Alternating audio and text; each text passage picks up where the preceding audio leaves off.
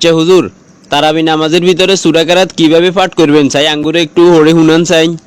أعوذ بالله من الشيطان الرجيم بسم الله الرحمن الرحيم الحمد لله رب العالمين الرحمن الرحيم مالك يوم الدين হয়েছে থামেন।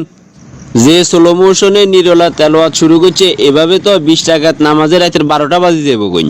না, এ হুজুর গাড়ি লই নিজে সর্বনাশ নিজে করতে পারতাম নই, গাড়ি এসে নামাজের থেকে গেলে উল্টা ফাঁয়ে ধরে যাবো কই।